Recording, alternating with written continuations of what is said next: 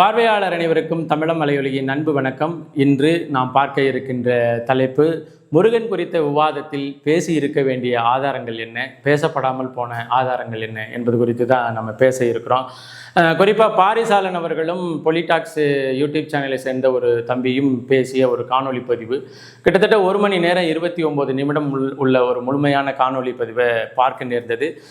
சில நண்பர்கள் தோழர்கள் அதை நமக்கு முன்னகர்த்தி விட்டு இந்த காணொலி பதிவை நீங்கள் முழுமையாக பாருங்கள், பார்த்துட்டு உங்களுடைய கருத்தை சொல்லுங்கள் அப்படின்னு சொல்லி நமக்கு அனுப்பிவிட்டாங்க.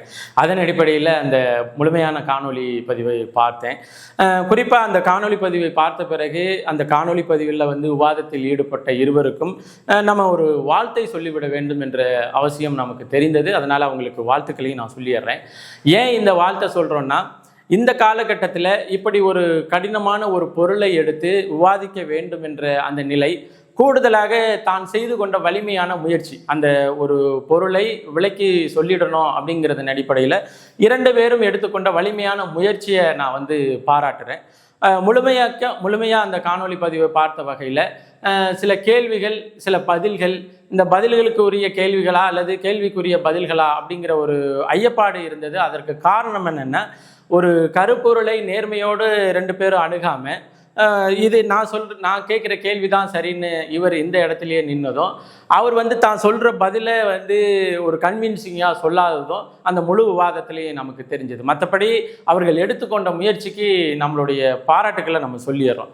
கூடுதலாக அந்த முழு விவாதத்தையும் நாம் விலைக்கு சொல்லணும் அப்படின்னு சொன்னால், ஒரு பெரிய உருவம் கொண்ட யானையை கண்ணே தெரியாத 2 பேர் தடவி பார்த்து அதன் உருவத்தை நிறுவனா எப்படி இருக்குமோ அதுபோல தான் முருகன் என்கின்ற ஒரு பெரிய வரலாற்று பதிவை சும்மா போகிற போக்கில் திருமுருகாற்றுப்படையையும் வச்சு அல்லது இந்த பரிபாடல் 2ஐயுமே வச்சுட்டு கேள்வி கேட்குறவரோ, அல்லது இதிலிருந்து மாறுபட்ட கருத்துக்கள் பல்வேறு தளத்தில் இருந்த செய்திகளை கொண்டுட்டு பதில் சொல்கிறவரும் ஒரு வலிமையான விவாதமாக அமைந்திருக்க வேண்டியது ஒரு ஸ்லாப்பியாக போயிடுச்சோ அப்படிங்கிற கருத்து நமக்கு இருக்கு. ஆனாலும் அவர்களை நாம ஏன் பாராட்டுறோம்னா, இந்த நேரத்தில் அந்த விவாதமானது எழுப்பப்பட வேண்டியது, பேசப்பட வேண்டியது, கேட்கப்பட வேண்டியது அப்படிங்கிறத எனக்கு மாற்று கருத்தே இல்லை. கூடுதலாக அந்த என்டையர் டிஸ்கஷன் இருக்கு இல்லையா, முழு விவாதத்தையும் நாம் பார்க்கும் பொழுது ஒரு 4 முக்கியமான செய்திகள் விவாதிக்கப்பட்டிருக்கு. அதுதான் நம்ம பேசினா போதும் அப்படின்னு நினைக்கிறேன். குறிப்பாக சங்க இலக்கியங்களை ஒரு வரலாற்று பதிவுக்கு ஆதாரமாக கொடுக்கும் பொழுது எதை நாம் கன்சிடர் பண்ணணும், what are the factors to be consider அப்படிங்கிற இதில் தெளிவு இல்லாமல் இருந்ததை என்னால் பார்க்க முடிஞ்சது. அதாவது கேள்வி கேட்குறவருக்கும் அந்த தெளிவு இல்லை, பதில் சொல்கிறவருக்கும் அந்த கன்வின்சிங்கான பதில் சொல்லக்கூடிய அந்த நிலை இல்லை. சங்க இலக்கியங்களையும் சங்க இலக்கிய சான்றுகளையும் ஒரு வரலாற்றை நிறுவுவதற்கு பயன்படுத்தும் பொழுது என்னென்ன காரணிகளை நாம் கண்ணோக்க வேண்டிய அவசியம் இருக்குது அப்படிங்கிற தெளிவு அந்த 2 இடத்துலையும் இல்லாததை என்னால் பார்க்க முடிஞ்சது. இரண்டாவது தமிழர் வரலாற்று போக்கில் பிற சமயங்களின் வருகை என்ன, எந்தெந்த காலகட்டத்தில் வருகை புரிந்தது, சமணம் எப்பொழுது வந்தது, ஜைனம் எப்பொழுது வந்தது, பௌத்தம் எப்பொழுது வந்தது, ஆரியம் எப்பொழுது வந்தது, இதெல்லாம் ஏற்கனவே இருந்த தமிழர் பண்பாட்டு விழுமியத்தில் என்னென்ன மாற்றங்களை செய்தது அப்படிங்கிற அந்த தெளிவு அந்த விவாதத்தில் இல்லை. ஏன்னா சமயங்கள் முன்னிறுத்துகின்ற கடவுள் குறித்து விவாதிக்கப்படுகின்ற அந்த நேரத்தில் சமயங்கள் எந்தெந்த இடத்துலலாம் சீரழிஞ்சது, எப்படி சமயமாக்கப்பட்டது, இயற்கை வாழ்வியலோடு வாழ்ந்த தமிழரினுடைய வழிபாட்டு முறை எப்படி சமயமாக்கப்பட்டது என்கின்றதுல அந்த தெளிவு இல்லாமல் போயிருச்சோ அப்படிங்கிறத அந்த விவாதத்தில் பார்க்குறது. ஒன்று, சங்க இலக்கிய சான்றுகளில் பயன்படுத்துகின்ற முறை குறித்து தெளிவற்ற தன்மை. இரண்டாவது பிற சமயங்களின் வருகையால் இங்கு நிகழ்ந்த மாற்றங்கள் குறித்து தெளிவற்ற தன்மையை என்னால் பார்க்க முடிஞ்சது. மூன்றாவது ஆரியர் வருகை இருக்கு இல்லையா, ஆரியர் வருகைக்கு நிறைய சான்றுகள் இங்கே இருக்கு, சங்க இலக்கியங்கள்லையும் இருக்கு. ஜெனட்டிக்கலி பாரிசாலன் சொல்ற மாதிரி ஜெனட்டிக்கலி நிறைய செய்திகள் இருக்கு. அதையெல்லாம் விட்டுட்டு வெறும் உருவத்தினுடைய நிறத்தோடு நின்று விட்டார்கள் அந்த விவாதத்தில் அப்படிங்கிறது என்னால் பார்க்க முடிஞ்சது. நாலாவது கருப்பொருளான முருகன் என்கின்ற அந்த சொல்லாடல் தமிழர் நிலத்தில் தாங்கி இருக்கின்ற காந்திரமான கருப்பொருள் என்ன அப்படிங்கிற அப்படிங்கிறத ரெண்டு பேரும் தொடவே இல்லை. ரெண்டு பேரும் அவங்கவுங்க நிலையில இருந்தே பேசிட்டு போயிட்டாங்க. முருகன் வந்து எந்தெந்த காலகட்டத்தில் என்னென்ன மாதிரியாக மாற்றப்பட்டார், எங்கு தொடங்கினார், எங்கு வந்து நிற்கிது அப்படிங்கிறதுக்கான ஒரு தெளிவற்ற விவாதமாக இருந்ததை என்னால் பார்க்க முடிகிறது. எனவே நாம் வந்து முடிஞ்ச அளவு ஒவ்வொரு இப்போ நான் சொன்ன அந்த 4 கருப்பொருளையும் ஒன்றுக்கும் தனித்தனியாகவே பேசுவோம். நம்மளால் முடிஞ்ச தரவுகளை பேசுவோம், தரவுகளோடு பேசுவோம். இதுதான் செய்தி. இப்போ சங்க இலக்கிய சான்றுகள் குறித்து பேசுவோம். சங்க இலக்கிய சான்றுகளை வந்து எப்படி எடுத்துக்கொள்ள வேண்டும் அப்படிங்கிறதுல ரொம்ப தெளிவு இருக்க வேண்டும். இப்போ இந்த தெளிவு எப்போ வரும் நமக்கு? இப்போ சங்க இலக்கியங்கள் வந்து நம்ம வந்து ஒரு வரலாற்றுக்கு ஆதாரமாக கொடுக்கும் பொழுது என்னென்ன தெளிவில் நம்ம இருக்கணும் அப்படிங்கிறதுல எப்போ வரும்னா, சங்க இலக்கிய நூல்கள்னா என்னென்ன, அவை எவ்வாறு தொகுக்கப்பட்டது, எந்த காலகட்டத்தில் தொகுக்கப்பட்டது, அந்த சங்க இலக்கிய நூல்கள் தொகுக்கப்பட வேண்டிய அவசியம் என்ன, இது எல்லாம் குறித்து ஒரு விரிவான பார்வை இருந்தால் ஒழிய நீங்கள் வந்து அந்த சங்க இலக்கிய நூல்களை சான்றாக எடுத்து கொண்டுட்டு வந்து நிறுத்துறதுல வந்து ரொம்ப சிக்கல் இருக்கும் அப்படிங்கிறத நம்ம புரிஞ்சுக்கணும். கூடுதலாக என்ன அப்படின்னு சொன்னால், சங்க இலக்கிய நூல்களில் வந்து முக்கியமாக நாம் கருதுறது என்னென்னா, மூல நூல்னு ஒன்று இருக்கும். முதல் நூல், மூல நூல், முதல் நூல், தொகை நூல், அடுத்து வந்து விரிநூல், அப்படின்னால நிறைய நூல்களின் வரிசை. மூல நூல்னா அதுதான் சோர்ஸ், அது தாண்டி வேற எதுவும் இல்லை அப்படிங்கிறது. அதற்கு பிறகு தொகை நூல்னா பல்வேறு காலகட்டங்களில் பல்வேறு இடங்களில் கிடைக்கின்ற இலக்கியங்களை ஒன்றாக ஒரே ஒரு கருப்பொருளின் அடிப்படையில் தொகுத்து வைக்கிறது வந்து தொகை நூல். அதன் பிறகு வழிநூல்னா ஒரு நூலை பின்தொற்று. இப்போ பார்த்தீங்கன்னா தொல்காப்பியத்தினுடைய வழிநூலாக இறையனார கலவியல் இது இருக்குது. அப்போது அது பின்தொற்றி வருகின்ற நூல் வந்து வழிநூல் அப்படின்னு சொல்லுவோம். அதன் பிறகு தனி நூல் அப்படிங்கிறது வந்து இப்போ 10 பாட்டு 8 தொகை அப்படிங்கிறதெல்லாம் தொகை நூலில் வருது இல்லையா? அது மாதிரி இல்லாமல் இப்போ திருக்குறள், திருமுருகாற்றுப்படை அப்படிங்கிறதெல்லாம் வந்து ஒரே ஒரு புலவர் மட்டும், பட்டினப்பாலை ஒரே ஒரு புலவர் மட்டும் பாடிய மொத்த பாடலையும் எடுத்து அதற்கு ஒரு தலைப்பு கொடுக்கறது வந்து தொகை நூல். அப்போது மூல நூல் குறித்து, தொகை நூல் குறித்து, வழிநூல் குறித்து, தனி நூல் குறித்து பார்வை இருந்தால் இந்த நூலும் வந்து எந்தெந்த காலகட்டத்தில் யார் யார் பேசினாங்க என்னென்ன அப்படிங்கிற அந்த புரிதல் வந்துடும். இப்போ நேற்றே அந்த விவாதத்தில் முழுமையாக வந்து 2 நூல்களை மட்டும் எடுத்துக்கிட்டாங்க. 2 நூல்களில் வந்து ஒன்று பரிபாடல், இன்னும் வந்து திருமுருகாற்றுப்படை, ரெண்டுமே சங்க நூல்கள் அப்படின்னு சொல்லியிருக்கிறாங்க. இதில் பாரிசாலன் கருத்து என்னென்னா, பரிபாடலும் பிற்காலத்து சங்க பாடல்கள் அப்படின்னு. அப்படியெல்லாம் இல்லை. நீங்கள் இறையனார் களவியல் உரையில் நீங்கள் பார்த்தீங்கன்னா இந்த 3 சங்கங்கள் குறித்து பதிவு செய்யப்பட்டிருக்கு. 3 சங்கங்கள் குறித்து எந்தெந்த காலகட்டத்தில் என்னென்ன சங்கங்கள் இருந்தது, சங்கத்தினுடைய முன்னவர்களாக இருந்தவர்கள் யார், சங்கத்தில் வந்து நிறைந்திருந்த புலவர்கள் யார், அந்த புலவர்கள் பாடிய பாடல்கள் என்னென்ன, முதலாம் தமிழ் சங்கத்தில் அரங்கேற்றப்பட்ட பாடல்கள் என்னென்ன, அந்த பாடல்களினுடைய நூல்கள் என்னென்ன அப்படின்னு எல்லாம் மிக தெளிவாக இப்போ பாரு முதுகுரு நாரை ஓங்கு பரிபாடல், இதெல்லாம் வந்து முதலாம் தமிழ் கழகத்தில் நிறைவேற்றப்பட்ட பாடல் என்று இறையனார் களவியல் உரை சொல்லுது. ஆனால் இங்கே கேள்வி பதில் என்னன்னா, பரிபாடல் வந்து ஒரு காலகட்டத்தில், இது திருமுருகாற்றுப்படையும் ஒரே காலகட்டத்தில் இயற்றப்பட்டது அப்படின்னு பேசியிருக்கிறாங்க. உண்மையிலேயே வந்து பரிபாடல் வந்து முதலாம் தமிழ் கழகத்தில் பாடப்பட்டது அப்படிங்கிற தெளிவு நமக்கு வேணும். ஆனால் பரிபாடல் இப்போ இருக்கிற பரிபாடல் என்ன, இப்போ இருக்கிற பரிபாடலில் என்னென்ன மாற்றங்கள் செய்யப்பட்டிருக்குது அப்படிங்கிறது நம்ம புரிந்து கொள்ளலாம், அதையும் பேசுவோம். இப்போ அடுத்து வந்து என்ன, அகநானூறு புறநானூறு அங்கே இருக்குது இங்கே இருக்குன்னு முழுச எனக்கு ஒரு கேள்வி கேட்குறவர் என்னன்னா, புறநானூறு அப்படிங்கிற நூல் வந்து ஒரே நேரத்தில் எழுதப்பட்ட நூல் அப்படின்னு அவர் சொல்கிறாரு.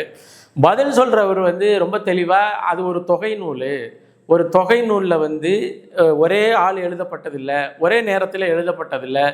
தொகை நூல்னாலே என்னன்னா, பல்வேறு காலகட்டங்களில் ஒரே எழுதப்பட்ட பல்வேறு பாடல்களை எடுத்து ஒரே கருப்பொருளின் அடிப்படையில் தொகுக்கப்பட்ட தொகுக்கப்பட்டது தொகை நூல் எனப்படுகிறது. அதுதான் அதோடைய விளக்கம். அப்போது கிட்டத்தட்ட வந்து நான் சொல்கிறேனே, இப்போ அகநானூறு, புறநானூறு, கலித்தொகை, நற்றிணை, ஐங்குறுநூறு, பதிற்றுப்பத்து, பரிபாடல் அப்படின்னு நம்ம நிறைய குறுந்தொகை அப்படின்னு நிறைய பாடல்கள் இருக்கு இல்லையா? இதெல்லாம் யார் தொகுத்தது, எந்த காலகட்டத்தில் தொகுக்கப்பட்டது, இதை தொகுக்க வேண்டிய அவசியம் எதற்காக வந்தது, இதெல்லாம் நம்ம சிந்திக்கணும். இதை சிந்திக்காமல் வந்து அதனுடைய காலக்கோட்டில் நீங்கள் ஒன்றும் இல்லைங்க, இது எல்லாத்தையும் தொகுத்த ஊவே சாமிநாதர் வந்து என் சரித்திரம் அப்படின்னு சொல்லி ஒரு புத்தகம் எழுதியிருக்கிறார். தன்னுடைய சரித்திரத்தை ஒரு நூலாக வெளியிட்டிருக்கிறார். அந்த நூலில் சங்க இலக்கிய தொகுப்பில் உள்ள முக்கிய அம்சங்கள் என்ன, தொகுக்கப்படாமல் போன காரணிகள் என்ன, அதற்கான காரணங்கள் என்ன அப்படின்னு பதிவு பண்ணியிருக்கிறார். அப்போ பதிவு பண்ணும் பொழுது வந்து தொகை நூல்களில் தொகுக்கப்பட்ட ஒவ்வொரு செயலுக்கும் அதனுடைய காலக்கோடானது கண்டுபிடித்தல் ஆகாத நிலையில் இருக்கிறது. இப்போ புறநானூற்றில் ஒரு பாடல் எந்த காலகட்டத்தில் எழுதினது, இரண்டாவது பாடல் எந்த காலகட்டத்தில் எழுதினது அப்படிங்கிறது தொகுக்கப்படாமல் போயிருக்கு. இன்னும் சொல்ல போனால் பாடல் எழுதிய பாடலாசிரியர் பெயரை தவிர அவர்கள் வேற எந்த ஆதாரத்தையும் தன்னுடைய பாட்டோடு அவர்கள் விட்டு வைக்கல இல்லை அப்படிங்கிறது வந்து தமிழர் வாழ்வியல்ல, தமிழர் வரலாற்றில் பதிவு செய்யப்பட்ட நூல்களினுடைய போக்கு.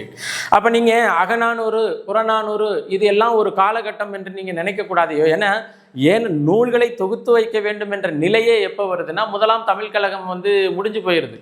முதலாம் தமிழ் கழகத்தில் என்ன நடக்குது அப்படின்னு சொன்னால், தமிழ் கழகம் அப்படிங்கிறத பற்றிய ஒரு புரிதல் வேண்டும். தமிழ் கழகம் எதற்காக உருவாக்கப்பட்டது? ஒன்றும் வேலையே இல்லாமல் ஒரு 540 புலவர் ஒரே இடத்துல உட்காந்துட்டு ஒரு மன்னனை உட்கார வச்சுட்டு ஒரு மன்னனை புகழ் பாடிக்கிட்டே இருக்கிறது, அது மாதிரியெல்லாம் இல்லை.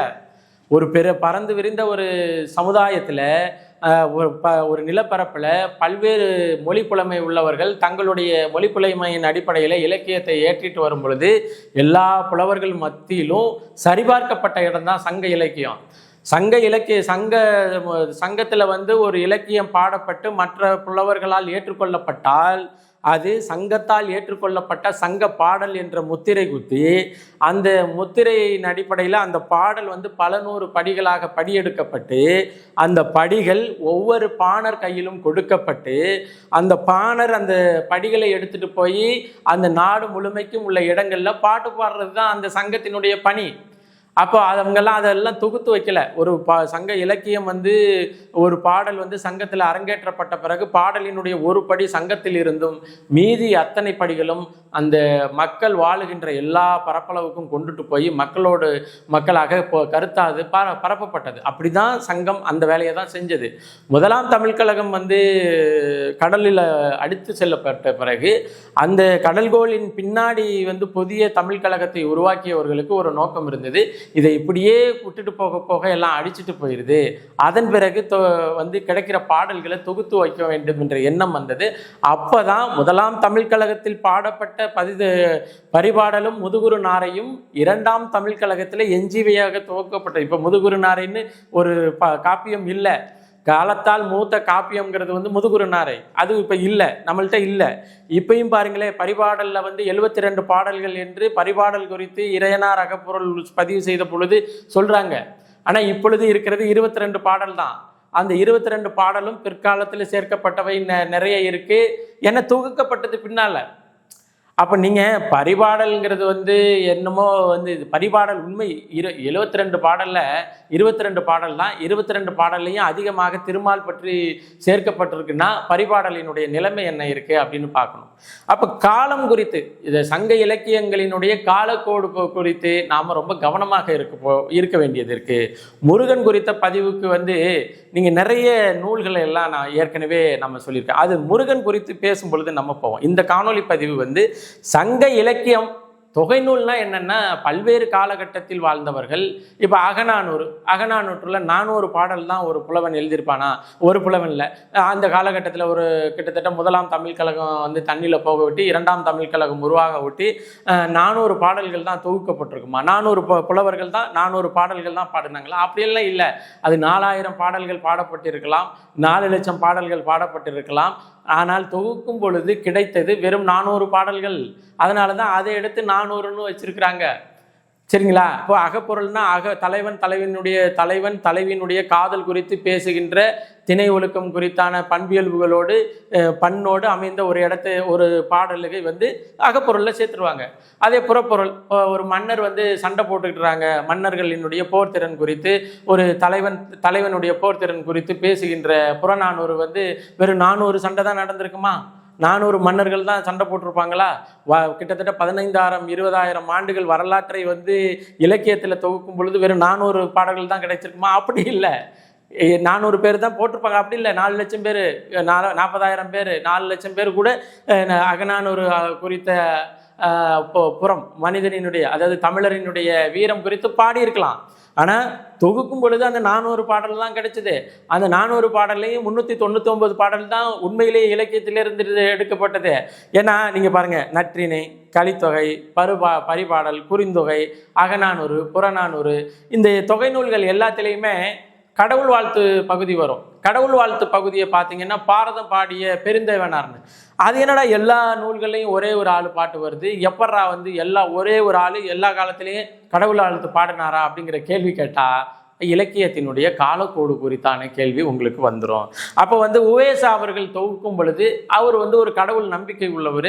அதனால கடவுள் வாழ்த்து போடணும், எல்லா புத்தகத்திலையும் முதல்ல வந்து கடவுள் வாழ்த்தை போடுவோம் அப்படின்னு சொல்லி கடவுள் வாழ்த்தை வந்து முதல் பாட்டாக வச்சிருக்கிறாங்க. அப்போ அதனால அதெல்லாம் வந்து இப்போ கடவுள் வாழ்த்து வந்து அகநானூரில் முதல் பாட்டு வந்து கடவுள் வாழ்த்து பாரதம் பாடிய பெருந்தேவனார் பாடியிருக்கிறாரு அப்படின்னு சொன்னால் அது வீரதம் குறித்து பேசுதா? அப்போ நாம் என்ன செய்யணும்னா அதில் இருக்கிற கருத்துகள் குறித்து பேசணும். அது காலக்கோடு குறித்து பேசக்கூடாது. காலக்கோடு குறித்து பேசுனீங்கன்னா அது வந்து காலக்கோடின் அடிப்படையில் வகைப்படுத்தப்படலை அப்படிங்கிற தெளிவு இருக்கணும். இன்னும் வந்து இந்த கேள்வி கேட்ட தம்பி வந்து சங்க இலக்கிய நூல்கள்ல இருந்து பரிபாடல் குறித்து பேசுகிறாரு. பரிபாடலில் வந்து எந்த பாடல் என்ன இடத்துல என்ன மாதிரி ஆறுமுகம் சொல்லி இருக்குது, சிவன் குறித்து என்ன, ஹிஸ்டாரிக்கல் கார்டுனா என்ன, பிலாசபிக்கல் கார்டுனா என்ன, இப்படியெல்லாம் எதையுமே அவரும் பேசலை. இவர் வந்து இவர் வந்து அகநானூறு தொகுக்கப்பட்டது ஒரே நேரத்தில் இருக்கலாம், போகலாம், அப்படியெல்லாம் பேசக்கூடாது. உங்களுக்கு நல்லாவே தெரியும் இது ஒரு தொகை நூல். தொகை நூலும் வந்து முதலாம் தமிழ் கழகத்துக்கு அப்புறம் அடிச்சுட்டு போக விட்டு இருக்கிறதெல்லாம் ஒன்றா சேர்த்து அதையுமே உவசாவுக்கு முன்னாடி யாருமே தொகுத்து வைக்கல. அங்கொன்று இங்கொன்றுமா தான் இருந்தது. எல்லிஸ்ன்னு ஒருத்தர் இல்லாட்டின்னா திருக்குறளே இல்லாமல் போயிடும். இன்னும் சொல்ல போனால் தமிழர் இலக்கியங்களை வந்து கொளுத்துனாங்க, அரிச்சாங்க, காலி பண்ணாங்க. இன்னும் சொல்ல போகிற களப்பிரர் ஆட்சி காலத்தில் தமிழகம் அப்படின்னு மயிலை சீனிவாசனார் எழுதின புத்தகத்தை பாருங்க. தொல்காப்பியமும் திருக்குறளும் தடை செய்யப்பட்ட நூலாக இருந்தது. எப்போ? வஜ்ரநந்தி ஆட்சி அதிகாரத்தில், இந்த தமிழ்நாட்டில் ஆட்சி அதிகாரத்தில் இருந்த பொழுது களப்பிரர் ஆட்சி காலத்தில் தொல்காப்பியமும் திருக்குறளும் தடை செய்யப்பட்ட நூலாக இருந்தது. அதன் பிறகு தொல்காப்பியத்தை தடை செய்து விட்டார்களே என்று தடை செய்யப்பட்ட நூலாக இருக்கன்னுட்டு திருட்டு கஞ்சா விற்கிற மாதிரி நம்ம ஆட்கள் அந்த காலத்தில் இலக்கியத்தை பாதுகாத்தார்கள், இலக்கியத்தை படிப்பித்தார்கள். இதே வந்து தொல்காப்பியம் வந்து இறையனார் கலவியலாக நக்கீரர் வழி போகும் பொழுது என்ன நடந்திருக்கு அப்படின்னு சொன்னால், இப்படி செவி வழியாக கேட்ட சூத்திரத்தின் அடிப்படையில் தான் வந்து இறையனார் கலவியல் உரை எழுதப்பட்டது. தொல்காப்பியத்திற்கும் இறையனார் கலவியல் உரைக்கும் ஒரு வேறுபாடும் இல்லை. 4 பாட்டு தான். அது 4 பாட்டும் மிஸ்ஸிங் ஆகுது. தொல்காப்பியத்தில் இருக்குது, இதில் இல்லை, அவ்வளோதான். சரி, அப்போ எவ்வளோ வருஷம் எவ்வளோ காலம் கழித்து இறையனார் கலவியல் வருது, தொல்காப்பியம் எவ்வளோ காலம் இருக்குது. அப்போது தமிழர்கள் ஒரு உன்னத நோக்கத்தோடு தன்னிடம் உள்ள இலக்கியத்தை எதிரிகளுக்கு பயந்து கடத்தி கடத்தி கடத்தி கொண்டுட்டு போய் இருக்கான். அப்போ இது காலக்கோடு, தொல்காப்பியத்தினுடைய காலக்கோடு என்ன அப்படின்னு சொன்னால் நக்கீரர் பாடிய இறையனார் கலவியல் உரைக்கு அப்புறம்னு சொல்லுவீங்களா? அப்படியெல்லாம் இல்லை.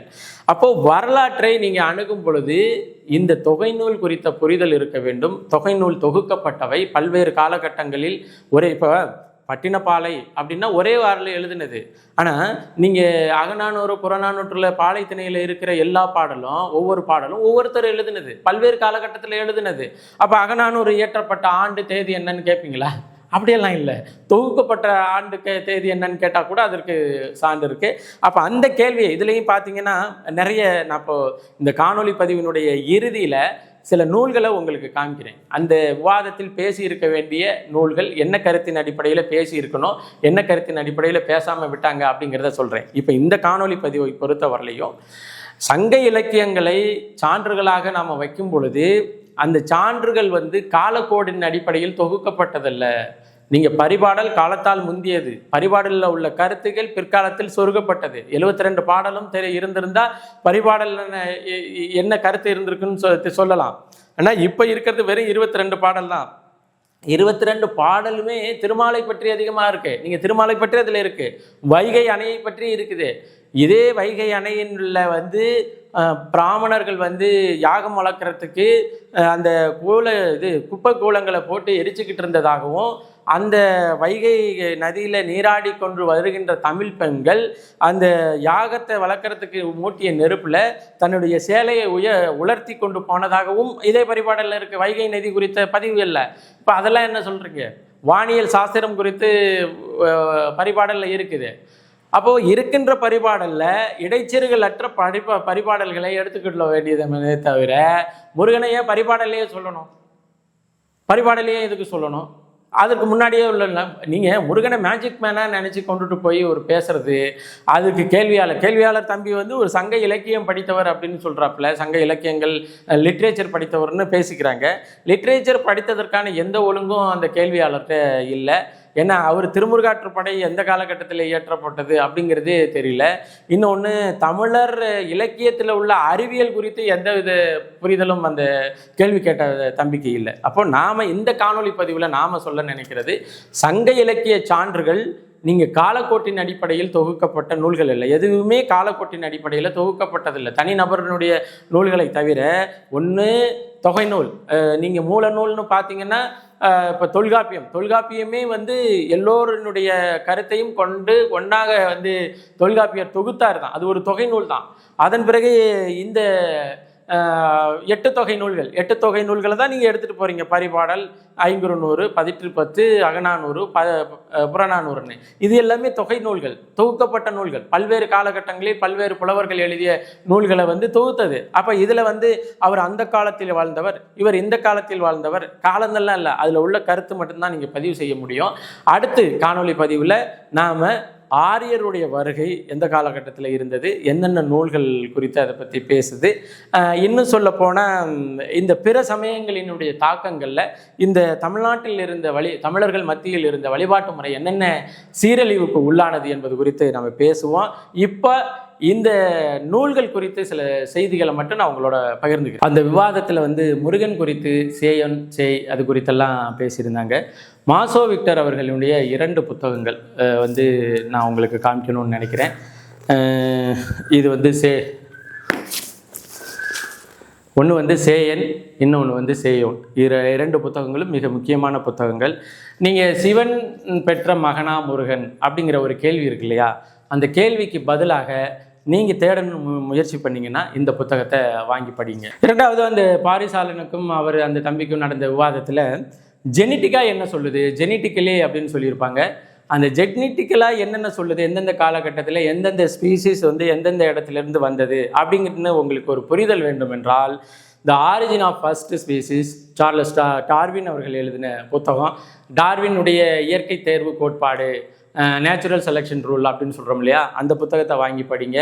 ஒரு செல் உயிரிலிருந்து எப்படியெல்லாம் மனித இனம் தோன்றியது அப்படிங்கிறதுக்கான ஓரளவு புரிந்து கொள்ளக்கூடிய வகையில் இருக்குது. இந்த புத்தகத்தை படிங்க. இதுவும் அந்த விவாதத்திற்கு நெருக்கமான செய்திகளை உங்களுக்கு கொடுக்கும். அடுத்து வந்து அந்த பாரிசாலன் விவாதத்திலேயே நீங்கள் பார்த்தீங்கன்னா வட சொல் வந்து எப்பொழுது வந்தது, ஆரியர்கள் எப்பொழுது வந்தாங்க அப்படிங்கிற மாதிரியான கேள்விகள்லாம் அந்த தம்பி கேட்பாப்புல, இது ஒரு தம்பியும் பதில் சொல்லுவாப்புல. ஆனால் தொல்காப்பியத்திலேயே வட சொல் அப்படிங்கிற ஒரு செய்தி இருக்குது. வட சொல்லுக்கு தனித்த வகைப்பாட்டையும் இலக்கணத்தையும் தொல்காப்பியம் பதிவு செய்து வச்சுருக்குது. அந்த செய்திகளை நீங்கள் தொல்காப்பியம் குறித்த ஆய்வு அப்படின்னு சொல்லிட்டு அடிகளாசிரியர் அப்படிங்கிறவர் எழுதின இந்த புத்தகத்தில் நீங்கள் தெரிஞ்சுக்கலாம். இன்னும் சொல்லப்போனால் நீங்கள் வந்து இங்கே ஆரியர்கள் படையெடுத்தெல்லாம் வரல, பஞ்சமுளைக்க தான் வந்தாங்க, ஒவ்வொருத்தனாக தான் வந்தாங்க. இங்கே ஆரிய கலப்பு வந்து ஒரு பெரிய கூட்டாக வந்து இந்த மண்ணில் வந்து ஒரு கலப்பை செஞ்சிடல, இங்கே பஞ்சமுளைக்க ஒவ்வொருத்தனாக வந்தாங்க. நான் இப்போ இதை சூத்திரர்களுக்கு இந்த வேதத்தை சொல்லி கொடுத்தா ஐயோ பாவம் அப்படின்னு இன்றைக்கி சொல்கிறாங்க இல்லையா, அன்னைக்கு தவளை கத்துற மாதிரி ஒவ்வொரு மூலையிலிருந்து வேதத்தை பாடிக்கிட்டே இருப்பாங்க. ஐயா இதை கேட்டுட்டு போங்க, இதை கேட்டுட்டு போங்க அப்படின்னு சொல்லிட்டு எங்கே பரிபாடல் சொல்லுது. அப்போது அங்கேருந்து வந்தவர்கள் படையெடுத்து வரல, இங்கேருந்து தான் ஆரியர்களை போய் அடித்து ஆரிய படையை கிடந்த பாண்டியன் நெடுஞ்செழியன் அப்படின்னு பேசியிருக்கோம். இங்கே வந்து வேதம் பரப்புவதற்கு பஞ்சம் பிழைப்பதற்கு வந்தவர்கள் தான் ஆரியர் அப்படிங்கிறத அந்த காலகட்டத்தில் நீங்கள் பார்த்தீங்கன்னா மணிமேகலைக்கு முந்தைய ஒரு 100 ஆண்டுகளுக்கு முன்னாடியே இங்கே வந்திருக்கிறாங்க அப்படின்னு சொன்னால் அவர்கள் இங்கு பஞ்சம் பிழைக்க வந்தவர்கள். அடுத்து இந்த இலக்கியம் குறித்த காலக்கோடு இருக்கு இல்லையா, நீங்கள் எப்படி எடுத்துக்கணும், சங்க இலக்கிய பதிவுகளில் வந்து எந்தெந்த ஆண்டுகள் பாடல்களில் என்னென்ன இயற்றப்பட்டது அப்படின்னு நீங்கள் புரிஞ்சுக்கணும் அப்படின்னு சொன்னால் என் சரித்திரம் அப்படின்னு சொல்லிட்டு தமிழ் தாத்தா உவேசே அவர்களினுடைய புத்தகம் இருக்குது. இந்த புத்தகத்தில் அவருடைய வாழ்க்கை குறிப்பு இதெல்லாம் குறித்து நல்லா பேசுகிறாரு. பேசின பிறகு தான் தொகுத்ததை அகநானூறு, புறநானூறு, தொகை நூல்கள் எல்லாத்தையும் தொகுக்கும் பொழுது காலக்கோட்டின் அடிப்படையில் அந்த நூல்களை வகை பிரிப்பது இயலாத காரியமாக இருக்குது. அப்படி இயலாத காரியமாக இருக்கிறதுக்கு காரணம் என்னென்னா, அந்த ஒவ்வொரு பாடலும் அதனுடைய பாடலாசிரியர் பெயரோடு இருக்குதே ஒழிய எந்த காலகட்டத்தில் எந்த தேதியில் எழுதப்பட்டது என்ற எந்த பின்குறிப்பும் இல்லை. அதனால தான் வீரத்தை மட்டும் பாடுகின்ற அந்த பாடல்களை தொகுத்து நம்ம புறநானூறுன்னு வச்சதும், காதலை குறித்து பேசுகிறத நம்ம குறுந்தொகை அகநானூறுன்னு வைத்தோம் அப்படின்னு சொல்லி ரொம்ப தெளிவாக எழுதியிருக்கிறாரு. அப்போ சங்க இலக்கியங்கள் குறித்து நாம் வரலாற்றை பதிவு செய்யும் பொழுது அதிலிருந்து காலக்கோடு, காலம், அளவு என்கின்ற நிலைக்கு நீங்கள் போக முடியாது அப்படிங்கிற ஒரு சிக்கலை இதில் பதிவு பண்ணியிருக்கிறாரு. யார்? என் சரித்திரம் என்கின்ற நூலில் உவே சாமிநாத ஐயர் அவர்கள் பேசியிருக்கிறார். அடுத்து அதே பாரிசாலனுடைய விவாதத்தில் இன்னொரு பொருள் என்னென்னா, நீங்கள் ஸ்டெப்பி புல்வெளியிலிருந்து வருகை தந்தவர்கள் தான் ஆரியர் அப்படின்னு பேசுவார்.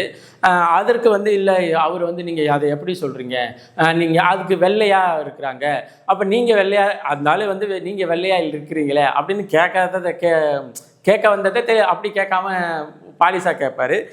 வால்காவிலிருந்து கங்கை வரைன்னு ராகுல் சந்தியாத்தின் எழுதிய ஒரு அற்புதமான நூல்.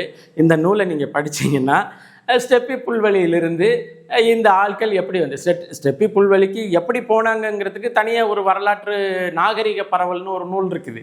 ஆனால் ஸ்டெப்பி புல்வெளியிலிருந்து இந்தியாவுக்கு எப்படி வந்தாங்க அப்படிங்கிற வரலாறும் அவர்கள் கடைபிடித்த வாழ்வியல் ஒழுக்க முறைகள் குறித்த வரலாறும் இந்த புத்தகத்தில் பதிவு பட்டிருக்கு. ராகுல சங்கிருதாயன் அவர்கள் எழுதிய வால்காவிலிருந்து கங்கை வரை அப்படிங்கிற புத்தகம் நீங்கள் அவசியம் வாய்ப்பு இருந்துச்சுன்னா வாங்கி படிங்க. அடுத்து இங்கே எதற்கு வந்தார்கள், எந்த காலகட்டத்தில் ஆரியர்கள் வந்தார்கள், பிராமணர்கள் வந்தார்கள், தமிழ்நாட்டில் எப்படி வந்தார்கள் அப்படிங்கிறதுக்கு வெளிநாட்டு அபேவ் ஜேஏ டூபிஸ் அப்படிங்கிறவர் எழுதின ஒரு புத்தகம், அற்புதமான புத்தகம். Hindu manners, customs and ceremonies. இந்துக்களினுடைய பண்டிகையில் என்னென்ன பழக்க வழக்க முறை கடைபிடிக்கிறாங்க, எந்தெந்த காலகட்டத்தில் என்ன மாதிரியான மாற்றங்கள் நடந்திருக்கு அப்படிங்கிறதுக்கு இந்த புத்தகம் ஒரு அற்புதமான புத்தகம். ஆங்கிலத்தில் தான் இருக்குது. Hindu manners, customs and ceremonies அப்படின்னு சொல்கிற புத்தகம் அவசியம் வாங்கி படிங்க. இதை ஏன் நான் சொல்கிறேன்னா, ஆரியர்களினுடைய வருகை பஞ்சம் விளைக்க நிகழ்ந்ததா அல்லது படையெடுப்போடு நிகழ்ந்ததா அப்படிங்கிறத நீங்கள் இந்த புத்தகத்தை படிக்கும் பொழுது தெரிஞ்சுக்கலாம். இப்போ ரெண்டு புத்தகத்தை உங்களுக்கு காமிக்கிறேன். ஒன்று புறநானூறு அவை துரைசாமி பிள்ளை அவர்களுடைய பதிப்புரையோடு வந்தது. இன்னும் ஊவேசா இது நாமு வேங்கடசாமி நாடாரினுடைய பதிப்புரையோடு வந்தது. ரெண்டுலேயுமே கடவுள் வாழ்த்து நீங்கள் பார்த்தீங்கன்னா பாரதம் பாடிய பெருந்தேவனார் அப்படின்னு இருக்கும். அது மட்டும் இல்லை, இன்னொரு புத்தகம் நற்றிணை. இது நற்றிணை புத்தகம். இந்த நற்றிணை புத்தகத்திலையும் கடவுள் வாழ்த்து பாடியவர் யாருன்னு பார்த்தீங்கன்னா பாரதம் பாடிய பெருந்தேவனார். அதே போல் கலித்தொகையில் பரிமேல் அழகர் உரை இருக்குது. இந்த பரிமேல் அழகர் உரையிலையும் பாரதம் பாடிய பெருந்தேவனார் இருப்பார் அப்படின்னு போய் பார்த்தேன். ஒருவேளை தொகுத்தவர் அதை மறந்துட்டார். இதில் கடவுள் வாழ்த்து பகுதியில் இல்லை. ஆனால் பெரும்பாலும் உள்ள இந்த தொகை நூல்களில் கடவுள் வாழ்த்து பகுதி பாரதம் பாடிய பெருந்தேவனார்னு இருக்கும். அது என்னடா எல்லா தொகை நூல்லையும் ஒரே பாரதம் பாடிய பெருந்தேவனார்னு கேட்டிங்கன்னா அந்த விழிப்புணர்ச்சி உங்களுக்கு வந்துருச்சுன்னா, இது தொகை நூல்கள். தொகுப்பாசிரியர்கள் தான் விருப்பம் போல் சில நூல்களை, சில இலக்கியங்களை சொருகி விட்டார்கள் என்பதை நீங்கள் புரிந்து கொள்ளலாம். அடுத்து பரிபாடல். பாரிசாலன் விவாதத்தில் பெரிதாக பேசப்பட்ட ஒரு நூல் பரிபாடலை பொறுத்தவரையும் உங்களுடைய கருத்து என்னென்னா, இது ஒரு குறிப்பிட்ட காலக்கோடோடு உள்ளது, ஒரு குறிப்பிட்ட தெய்வத்தை மட்டும் பேசுது, ஒரு குறிப்பிட்ட நிலையில் மட்டும் இது நின்றுருக்கு அப்படின்னு இல்லை. கிட்டத்தட்ட 72 பாடல்கள் உள்ள நிலையில் இங்கே தொகுப்புக்கு வைக்கப்பட்டது வெறும் 22 பாடல்கள் தான். 22 பாடல்களும் முருகன் குறித்தான பாடல்கள் மிக குறைவாக இருக்கின்றது. திருமால் குறித்தான பாடல்கள் அதிகமாக இருக்கின்றது. வைகை குறித்தான பாடல்கள் அதிகமாக இருக்கின்றது. தமிழர் வானியல் குறித்தான பாடல்கள் பெருமையாக நிறையாக இருக்கு.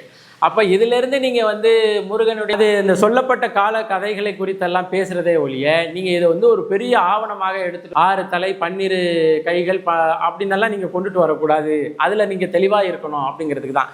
கிட்டத்தட்ட 72 பாடல்களில் 22 பாடல்கள் தான். 22 பாடல்களை மிக சொற்பமான பாடல்கள் தான் கையில் இருக்கு அப்படிங்கிறது வந்து பரிபாடலுக்கு நேர்ந்த பெருந்துயரமாக நீங்கள் பார்த்து. அதே போல் குறுந்தொகை இதுவும் வந்து உவேசா அவர்களினுடைய தொகுப்பு தான். இதுலேயும் நீங்கள் பார்த்தீங்கன்னா என்னென்னா ஒரு காலக்கோடு இந்த காலகட்டத்தில் இயற்றப்பட்ட இவர் அப்படியெல்லாம் எதுவும் இல்லை. இது வந்து பன்னெடுங்காலமாக உள்ள பொருள்களை அதாவது கலித்தொகை கழிந்து ஒரு கழிப்பை வெளிப்படுத்துகின்ற இலக்கியத்தை கொண்டுட்டு வந்து அப்படியே குதூகலிப்போடு இருக்கின்ற ஆட்களை அந்த பாடுற பாட்டை கொண்டுட்டு வந்து தொகுத்து ஒரு தொகை நூலாக தொகுக்கப்பட்டதான். அப்போ நீங்கள் சங்க இலக்கியங்கள் குறித்தான ஒரு வரலாற்று தடயங்களை நீங்கள் தேடும் பொழுது கருத்துக்களை எடுத்துக்கொள்ள வேண்டுமே தவிர காலக்கோட்டை எடுத்துக்கொள்ளக்கூடாது. ஏனென்றால் சங்க இலக்கிய தொகை நூல்களில் எதுலையுமே காலக்கோடுகள் அமைக்கப்படவில்லை அப்படிங்கிறத புரிந்து கொள்ள வேண்டும். ஆனால் பல்வேறு காலகட்டங்களில் வாழ்ந்த வாழ்வியல் முறையை நுணுகி அணுகிய வரலாற்று ஆசிரியர்கள் புறநானூற்று காலம் இது, அகநானூற்று காலம் இது அப்படின்னெல்லாம் வரையறுக்காமல் இங்கே வந்து 1ஆம் தமிழ் கழகம், 2ஆம் தமிழ் கழகம், 3ஆம் தமிழ் கழகம் அப்படின்னு சொல்லிட்டு அப்படி தான் காலத்தை வரையறை செய்தார்களே ஒழிய இவங்க சொல்கிற மாதிரி இது இந்நேரம் வந்திருந்தால் அது அந்நேரம் போயிருக்குமா அப்படின்லாம் இல்லை. இன்னும் விரிவாக கூடுதலான நூல்களோடு முருகன் குறித்தான, முருகனுடைய பிறப்பு, முருகன் யார் என்பது குறித்தான ஒரு காணொளி பதிவில் இணைவோம். நன்றி. மீண்டும் ஒரு காணொளி பதிவில் இணைவோம். நன்றி, வணக்கம்.